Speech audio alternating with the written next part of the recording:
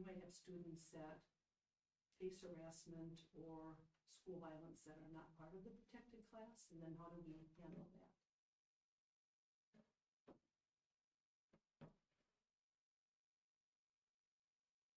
It seems to go back to that protected class. Is that laid out somewhere else in our policies? I did not find any when I looked, so I wasn't sure. But no, under B though, it says a violation of this policy occurs when any student, teacher, or administrator of the school Harasses a student. teacher, administrator, or other school district personnel, or group of students, teachers, administrators. Again, based upon a person's protected class as defined by this policy. So it always goes back to that protected class, so. Just a question. So, and, you know, as I read that too, like, it's very specific for, I shouldn't say a specific group, but a fairly broad group of people, but like what's getting redlined is that it says note state law, Minnesota statute section 1, blah, blah, blah, requires that school districts adopt a sexual, religious, and racial harassment and violence policy that conforms with Minnesota Human Rights Act, Minnesota statutes, blah, blah, blah. So to me, this, like, if, when I was looking at it, like the policy pertains to this particular protected class, which I think makes sense that it was like some state rule that we had to. Right. So I'm guessing that's maybe where the origin was. I guess I didn't think of it the other way. The others, yeah. See what you're saying. But this might have applied only to that specific policy about protected class. Right, I think we probably had to adopt it Yes. at some point because we had to adopt it at some point. Could we just maybe ask if administration looks into it to see if we have another one that would I'll do that. cover those that are not part of the protected class? I'll do that for the next one. All right, thank you. Thank you. Yeah, we have you know, there's the bully one, but I'll look into it and then I'll call, but, Okay. thank you.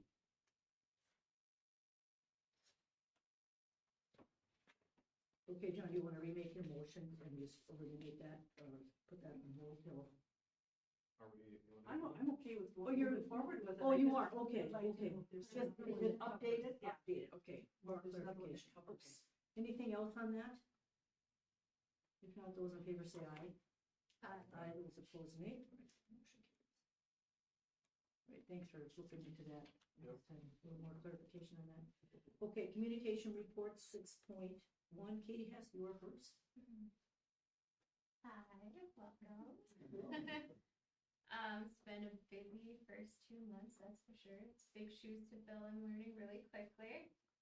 On my report, you'll see the second page, I kind of broke down our summer activities by activity, so it's nice to see what kids participated in what activity, which ones were most wanted.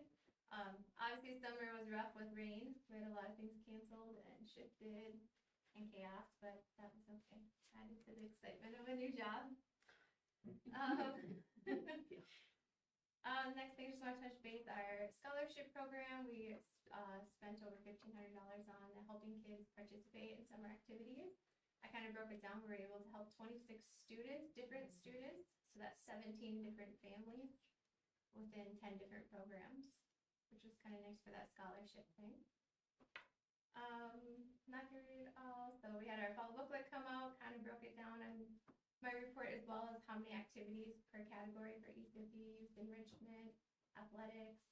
So we had 6 ECFE, 8 youth enrichment classes, 6 youth activities, 5 adult enrichment, and 4 adult activities, kind of in our fall booklet, just to touch base on all categories. New this year, we started 5th, 6th grade volleyball with RCW and NLS, just to give the girls something to do in the fall. Also, it's not on here, but recently we're doing something for 5th and 6th tennis as well. They just started that up. And also we created a partnership with the football program for our 56ers to kind of create continuity with teaching the kids at a young age the proper and safe tackling methods and kind of the coaching and to help progress the football department. So we've created a partnership with them, the boosters helping supply a head coach for that, with along with parent involvement too. That's all I have. All right, any other questions for Katie? Great, thank you. Great, Todd Bertram. All right, for celebration, I think our building looks great, and specifically down in the pre-K-5 wing. So much gets done in the summer. Obviously, there's the waxing of floors and the shampooing that takes place, but some things that we don't see, rooms get washed down, walls do, things get repainted. We had 3 rooms that got moved, new resource room kind of created, so many little things that get done that create this kind of, I guess, not just an educational space, but a welcoming back space that we're really proud of down there. Besides that, we had some changes to our kitchen staff, not kitchen staff, but in our cafeteria down there, some stainless steel tables that are in place, kind of change some things around and make that flow a little bit quicker. So I guess Julie and Mary, Kurt, Matt, Ashley, Chersky, Greta all played a big role in making sure that those things get done in a timely manner and that we're ready when kids come back. And we had a successful open house, so about 95% of our families came in, so we had a good chance to greet them and welcome those kids back, so that was a lot of fun. And then a really good first week. So we had kind of 2 days with first, second, third, fourth, and fifth grade, and then we had on day 3, the first days of preschool and kindergarten, so we kind of had 2 first days. So that first week is really busy. And we're excited to have them back now for week 2. We know that Tuesday will kind of be a restart, but we're starting to get into the groove. So a lot of routines are getting established, expectations are being created, and a lot of just positive relationships are getting made. So we're happy about that. You guys know we're in year 2 of the READ Act. So our first letters training takes place pretty quick, September 15th. That year 2 will transition almost 30 of our staff members through that process. And then in year 3, we'll start looking at that phase 2, which will be more of the middle school that takes place there. So we're on track. We're checking out those boxes to make sure that we're in compliance with the READ Act. We're also in year 2 for open court, so we're excited about that. That year 1 always leads to some growing pains. So we're in year 3 of our Stepping Stones math, and now year 2 with open court. So we're expecting to see some real positive gains. With that, we've adjusted, we talked about this before, I think in the spring, we've extended our phonics and that MTSS, so kind of wind time it's called sometimes, what I need. So we have that as an hour block, and that's for first, second, third. So we're really hoping to see some good positive gains there. And then we'll still have MTS for kindergarten, 4th and 5th, but that'll be a 30-minute block that goes with that. And then kind of in line with that, we're taking advantage of some of the services that we get through the service co-op.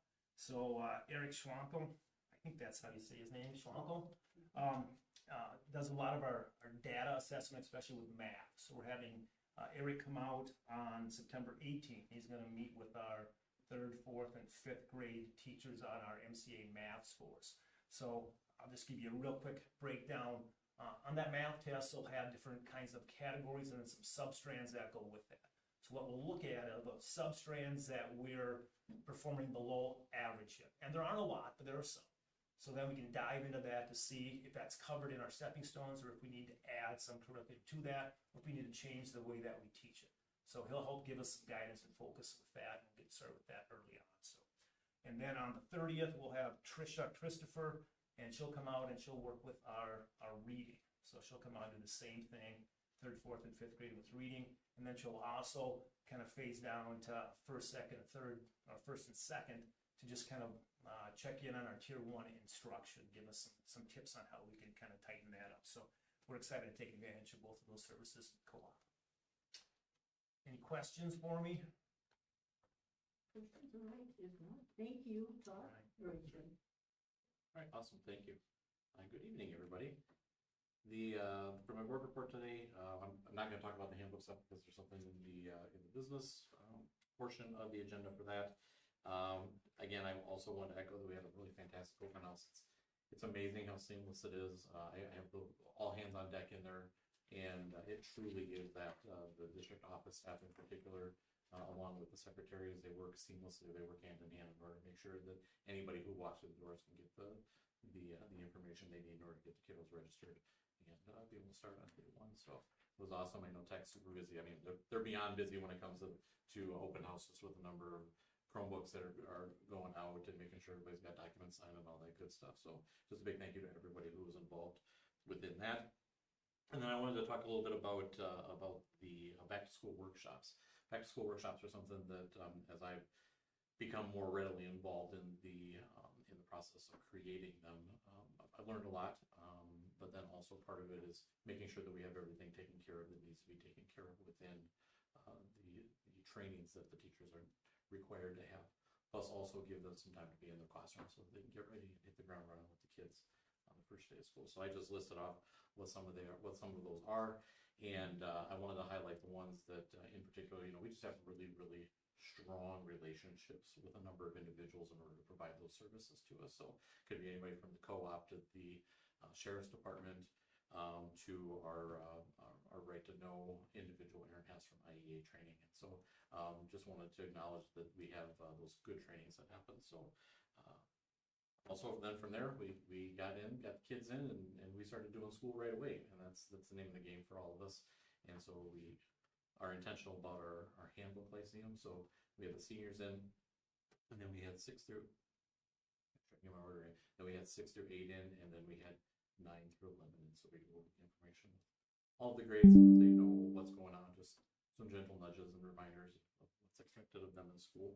And then we were able to have our first 2 lockdown drills and an evacuation drill on this last Friday. And then just today, actually, came in a little early, and Mr. Bertram and I scheduled our first fire drill. It's going to be coming this week. So good to make sure we're getting those taken care of so that we can meet the obligations of the district when it comes to the safety of the kids. And then one last thing that's not in here, I'm hoping for the October meeting, what we're doing is we're actually going to be doing benchmarking in reading for 6th through 8th grade. And so very excited to get that rolling. Mr. Bertram and I kind of tag team a little bit. We have Beth Gustafson is going to be rolling up.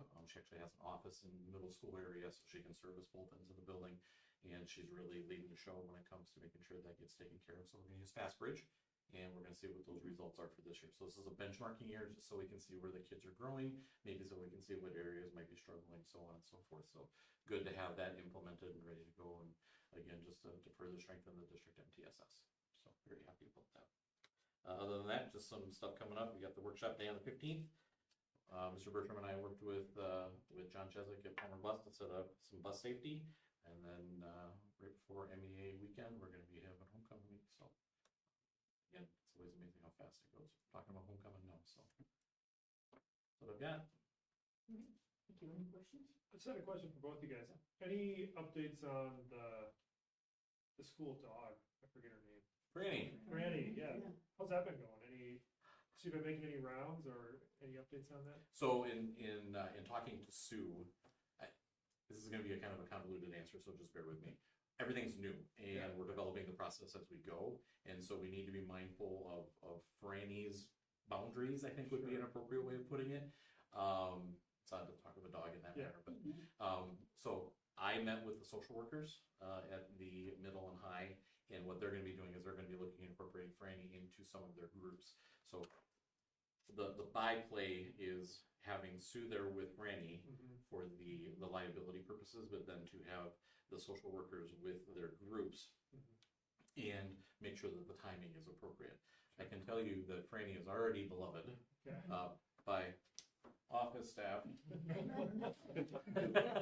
as much as the kids. Some kids have come in, and we made it very clear that Franny's not just here to, you're not going to just get out of class to come down and pet Franny. That's not the way it works. So we're looking at some of those kids who maybe struggle coming out of the long weekends that maybe are a little dysregulated coming in. And so the short answer is it's going well. It's also in the works.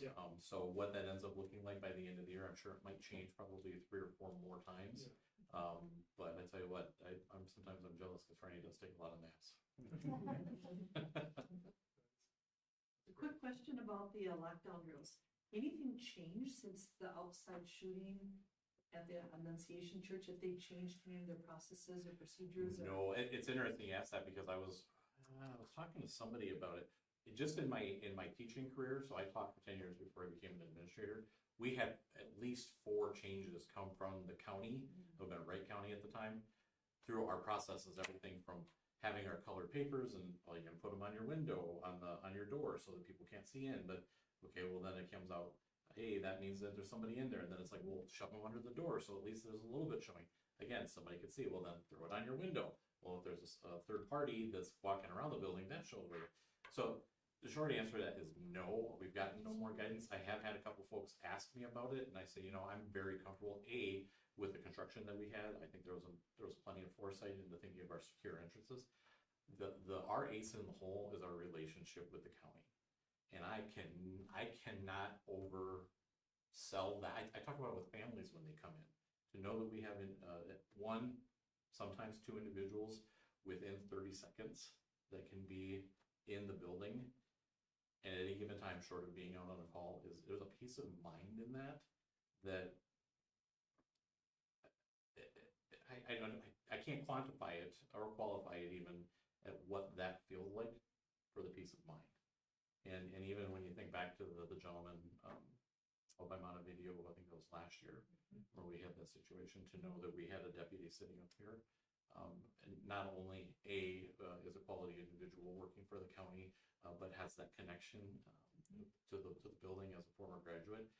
There is a sense of ownership and a sense of I'll say camaraderie with the district that the county has with us, and that's something that's been in the works for years. And even when they came in, and they were more than willing to do a 1-hour retrain for everybody, just to provide that peace of mind during our workshops. And it was Sheriff Olson was the one who actually did the presentation for the staff. So again, that connection.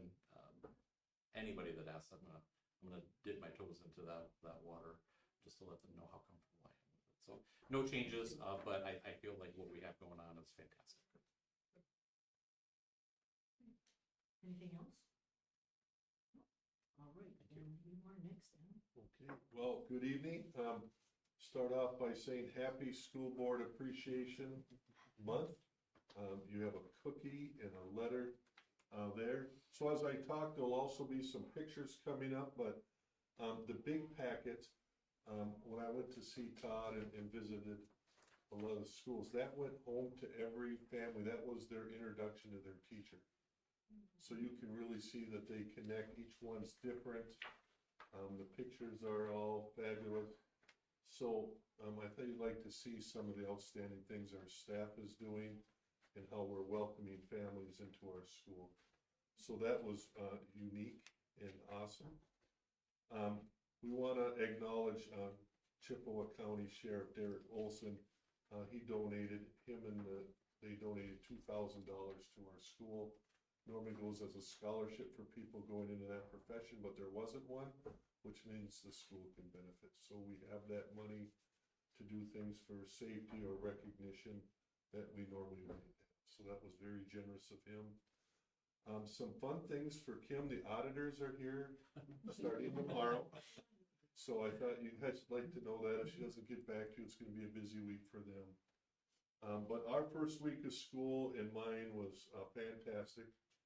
We had a lot of stuff going on, as you can see from the slideshow.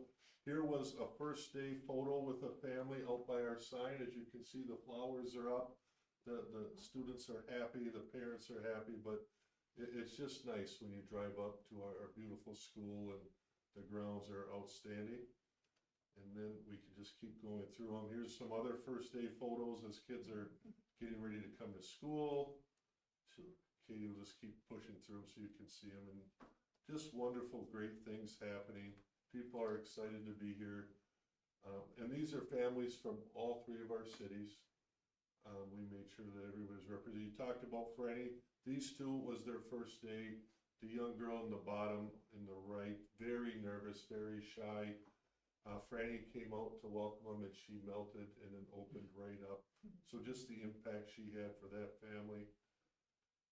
These students were having a wonderful lunch and getting ready to go back to class.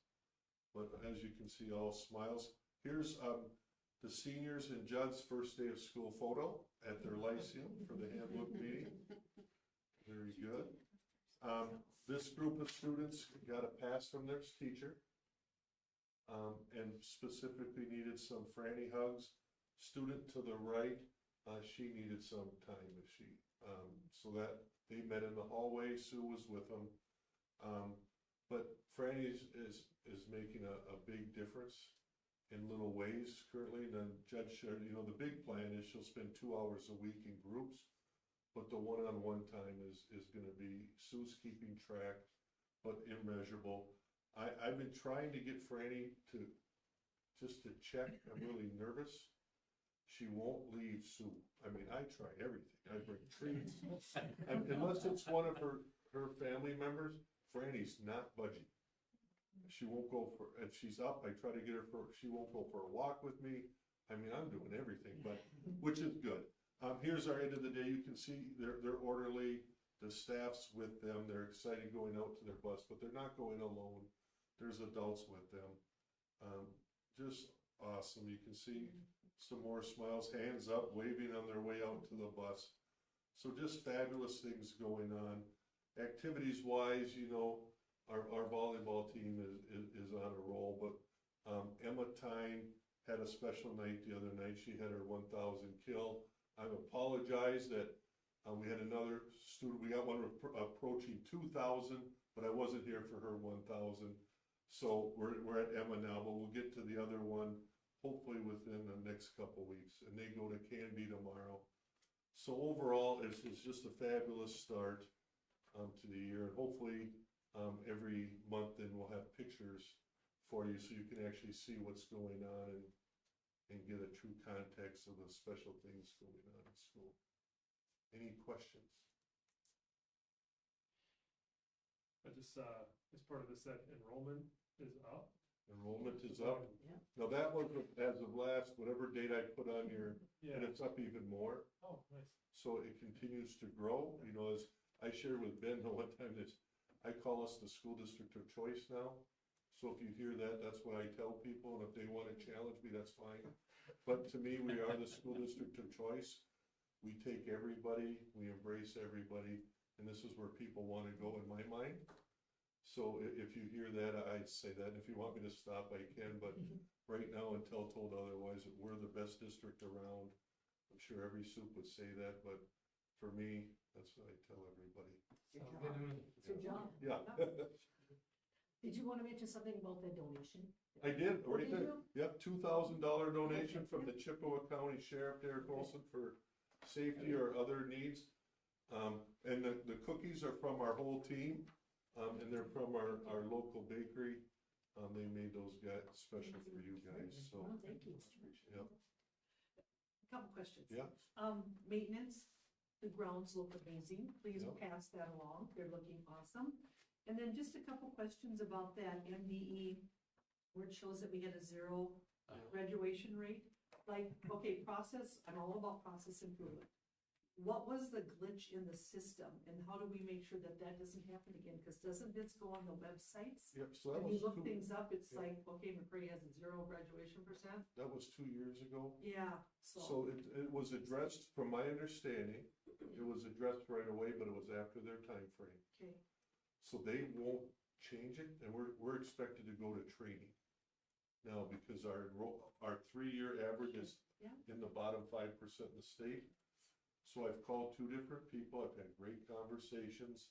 Judd's walked me through it. But we don't want to, so for us to go, it's not including judge salary, just teacher salary and people to go, it's $1,000 a day plus mileage. I'd rather put that money into our core reading and math. So it's just a glitch, and that's why I sent it to you guys, just for your own awareness. If people ask you, they know we don't have a 0, but they don't have a means to change it because it happened after the date. They're working on it, Yeah. and so, and I apologize, Yeah. hopefully they'll get it changed. We know we're in the 90s, Yeah. and we've been 90 plus forever. As far as I can go back, you know, it's 5 or 6 years. Judd knew all the students even, I think it was a year ago, where the one student was. If you look at our 7-year rate, I'm sure we're gonna be in the 98 or higher % range. And a lot of it is when students leave, if they don't re-enroll at another school, that counts against us. So those are the things we're gonna work on, but we really do not wanna go to that training if possible, because that money could be used for, you know, core curriculum, especially at the elementary, bringing in people or sending our teachers to some ways to enhance learning. But we got sent that letter, so I wanted to make sure you guys knew as a board. Thank you. What was the graduation rate for that year? Over 90. Okay. It was You don't know. So I don't have a hard number for you. Numbers in the building, we were at 100%. That year, we had one individual who went to an 18+ program in Wilmer. The year after that, which I believe was like a 90%, we also had another individual who went to the same program. And so the one individuals, even though like within their booklet, there was a certificate of completion, not a diploma. They still walked with their classmates, but they didn't graduate. The 90%, we had 4 individuals. Those would be the individuals who leave us. And if we get enrollment paperwork and records requests from other districts, we take it on good faith then that they are in that district, and then they are unenrolled from our district. Whether or not they actually end up attending, we don't find that out. We had 4 individuals last year with the 90% that counted against us because they did not end up formally enrolling and attending the school district. So we're playing a little bit of catch up with it to a degree. There is a process in place, and there's some coding that happened that was done inaccurately and it was not double checked. I'll just say that. There's a process in place now for that to happen with the checklist to make sure that it's done correctly. Thank you. I wasn't sure if it was on the state's end or if it was our end. In hindsight, it's always 2020, and we can, again, process it, but thank you for putting something in place.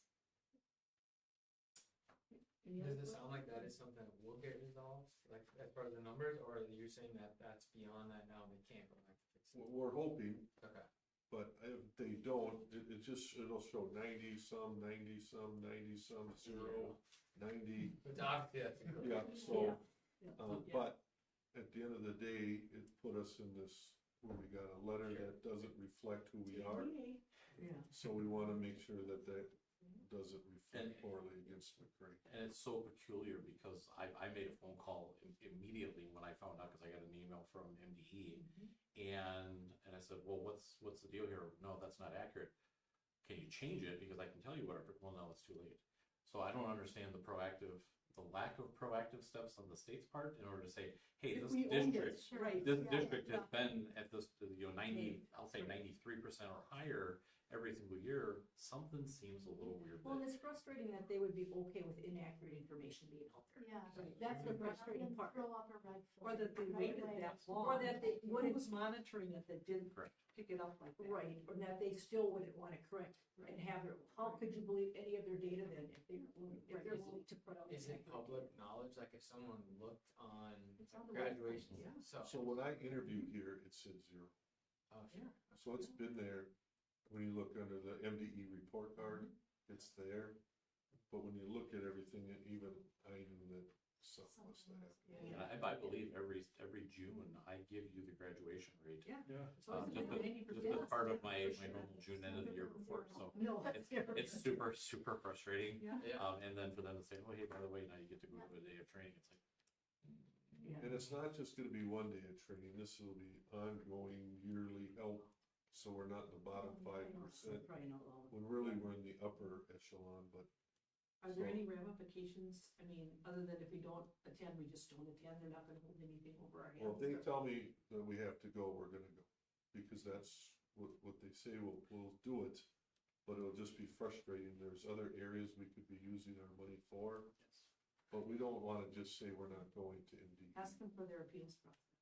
Okay. Yeah, I was just gonna say, there's gotta be a way to appeals it, Well, because that- that's not accurate information Yeah. at all. So that's what we're working on with them now. Right. We've Right. had a few conversations. They've been very nice, but I just wanna make sure that we don't have to go, Money poorly spent. Yeah, just one other comment, I've heard some, every year we hear the same thing, I think about the amount of school supplies that are sometimes required for the different classes, and some families do have a difficult time paying for all of those. But I'm wondering if perhaps might not be a way to, combine those lists internally here, and then reach out to all the faith communities within our 3 communities. I am positive that we could probably get everything on these lists by saying, hey, we need like 100 boxes of crayons, we need so many boxes of Kleenexes and whatnot, and churches could have the little thermometer and whatnot, but I just think that might be helpful to families then, if maybe that's something that communities could help help support the district in that way, just a thought, so. We can reach out and ask. I might have some in my car. And we do have packets that are set aside for each grade, so we do have a backpack and supply list. And to be honest, we have more than we give away. So, But it's no fun to go to school the first day if you don't have a new backpack and you don't have the stuff, for the kids, it's that social emotional piece. but we do have those resources. So you have extras is what you're saying? Absolutely, yeah. Okay. And maybe they get But if an we can- open house beforehand. or Yeah, but if the If we can get community them can for help free. out front, yeah. Oh, absolutely. One thing I like is donations. yeah. Okay, anything else for Adam? I just was gonna say that too, Jim isn't here, Jim Trulock. So you can see his report there, and just a shout out to the boys wrestling, girls volleyball, and boys golf who got those academic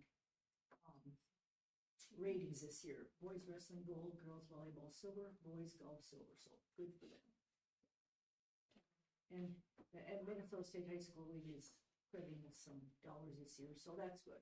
It's, some extra money we had to pay years back, but they've got that straightened out, so it looks like we're on the right path there. All right, 6.2 committee, I don't have any, thing to report. Anybody else on committees? No? Okay. 6.3 board discussion, anybody got anything there? No? Okay, we'll go to 7.0 business items.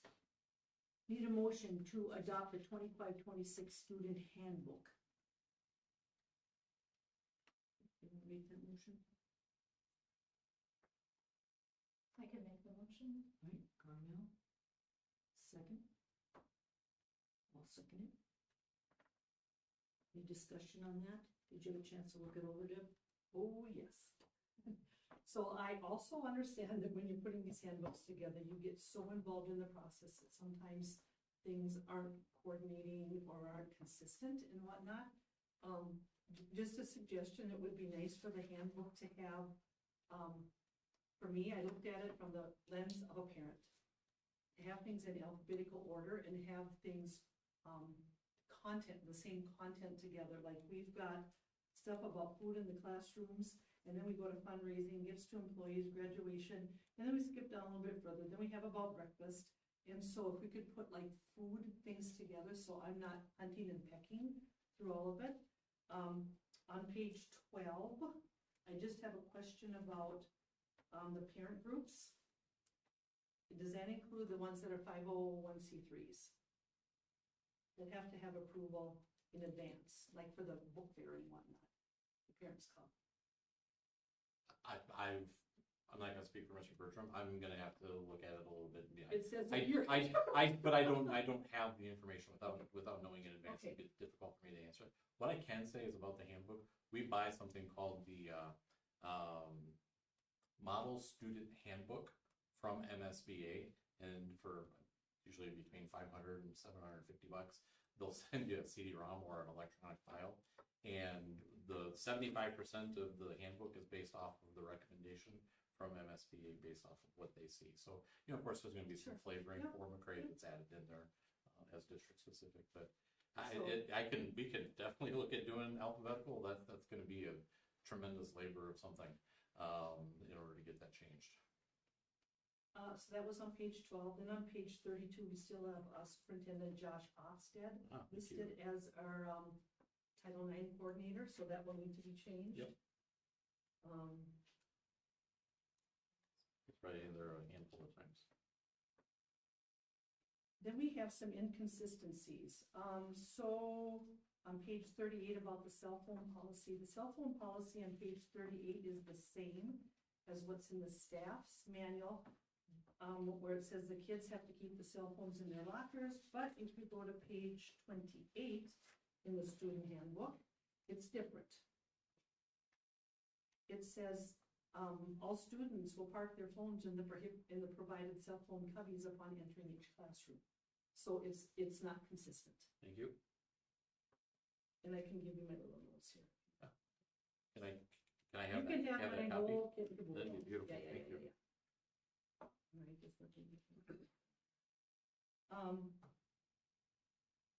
And then we have smoke-free schools. So we talk about the e-cigarettes in the student handbook, but we don't talk about vaping or that in the staff handbook. So to me, the policy should be, again, that consistency piece.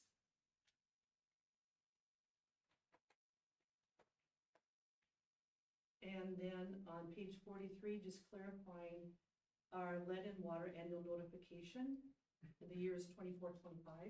Is that, should it always be the previous year, should it be a current year? I wasn't sure about that. And Josh is, listed there too, yeah. The lead and water testing is every 3 years, and that's the year we had to do it. So it'll stay that year until Until is we, it 3 or 5 years 5 when we have years, to yeah. update it again, so. okay. Some spacing things on page 47, I'm gonna get a sticker for spacing and formatting.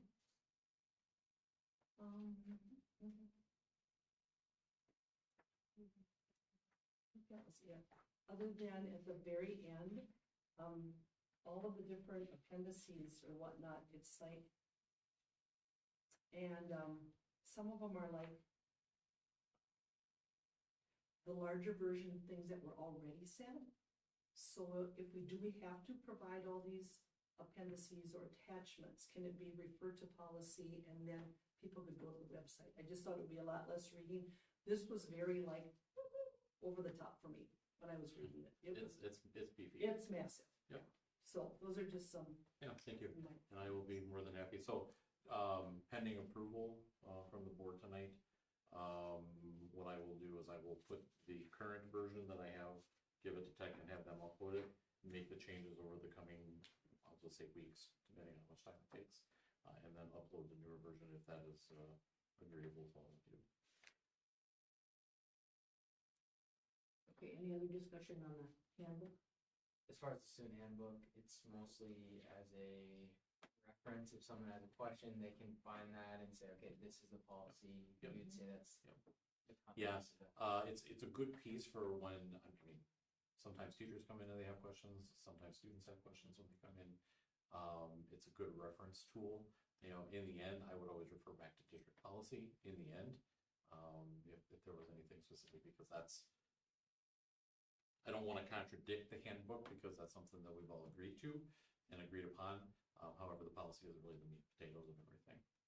When you have your meeting with the students, to what depth do you go over the handbook? We have a PowerPoint that we utilize, so it's, no, it's a mile wide inch deep type of look. Sure.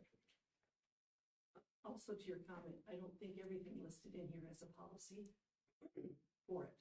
So it truly is Yeah. policy and Yeah. procedure all Yeah. at the same time.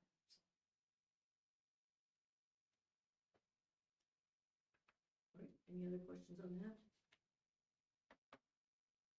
We're gonna take a vote here. Those in favor of adopting the 25-26 student handbook with changes, vote up, say aye. Aye, opposed nay. Okay, 7.2, motion to adopt the 25-26 staff handbook. I'll make a motion for that. Anybody want to second that? I'll second that. Is that you, Mark? Yeah. Second? Again, discussion or questions on that? Yes, I Voted do. some Of course I changes. do. Just another suggestion, maybe having a table of contents in the front with the page numbers on also. Just wondering under, well, it would be teacher code of conduct about teachers shall not professionally have relationships with students, parents. I wonder if we need to like give an example, like a Facebook request from a student. What's the district's policy on that? What if a student requests to be friends with teacher on Facebook? Just something to think about. I'm not sure, but I don't believe we are in compliance if we list the Family Medical Leave Act of 1993. The new law that goes into place is paid family medical leave. I think it's very important to have the appropriate information in there, and whether or not we're going to run things congruently with the paid family medical leave, regular leave, all of that. I think that's a benefit that the staff need to know about. And I didn't see anything about ESST in here also. I think that would be something that we should also put in the employee handbook. I know those are in like contract, like the teacher contract. That's a good point, like what should be in Yeah, because the it's in teacher here, contract versus like the staff. but not everybody is a union employee. Oh, that's true, because that is just a teacher. contract. Is FMLA going away when the paid I don't think do so. that? It can Yeah, run definitely. congruently, yeah, yeah, it's going away.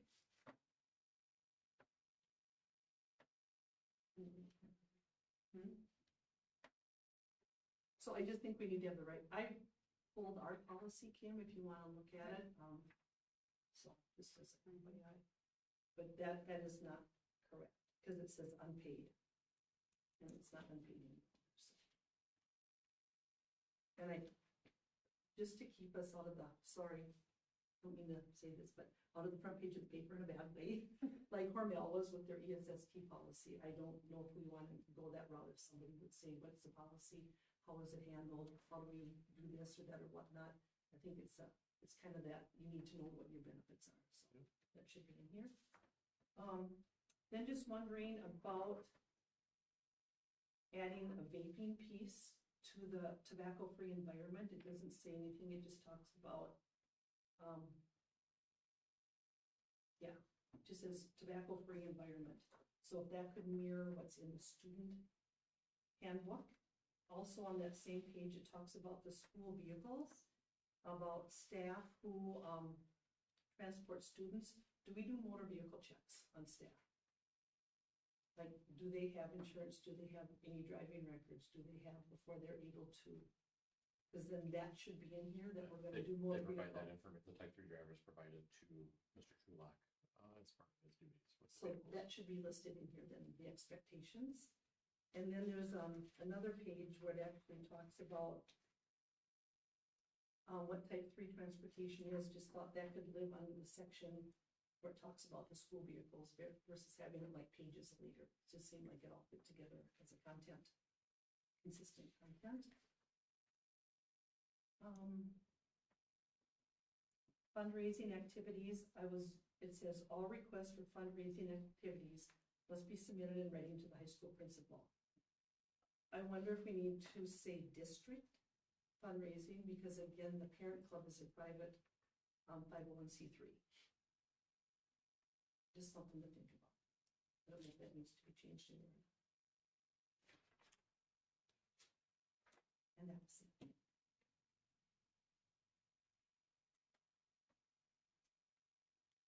Also wondering, do we have an employment law attorney go through this to make sure that we are on the up and up?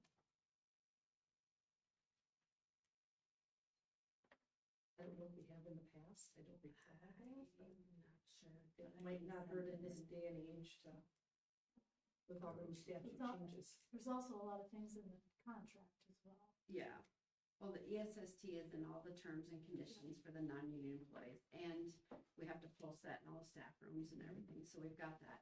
Paid family medical leave, they require that by December 1st, we'll be putting that out shortly, because that starts January 1st.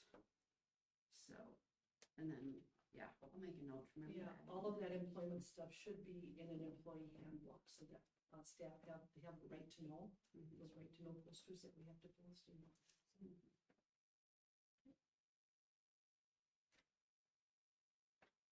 You might wanna make some note in there too about, still have to follow the contract. Yeah, Yeah, you know, That the CBA supersedes this. yeah, right.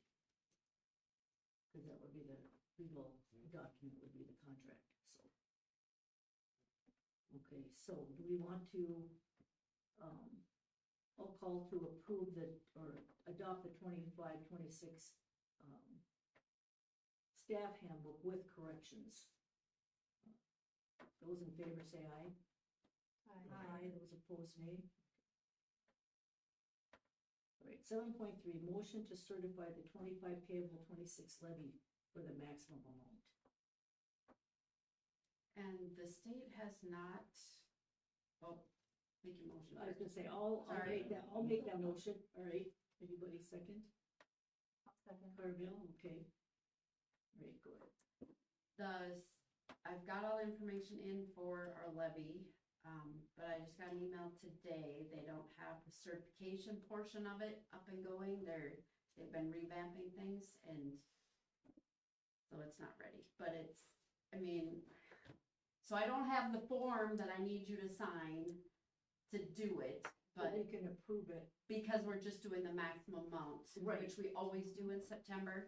and then So- we'll wait for the paperwork to So come as in. soon as they upload that and I can get it, I'll give you a call and have you just stop in and sign it. Okay. And then I'll send it to the counties like I'm supposed to and by the 30th. Okay, so it's due on the 30th of September. So And then the final certification is due in December. Okay, so we need to make this motion to approve it. For the maximum amount, Right, yeah. okay, so, we've got the motion in the second, so I'll take the vote here to certify the 25 payable 26 levy for the maximum amount. Those in favor say aye. Aye. Those opposed, nay. That carries. Okay, we got a regular, meetings listed there. Truth and taxation will be before our December 8th meeting. Okay, I need a motion to adjourn. Carmel, second? I'll second. Those in favor? Say aye. Aye, those opposed, nay. Okay, we are adjourned at 6:48.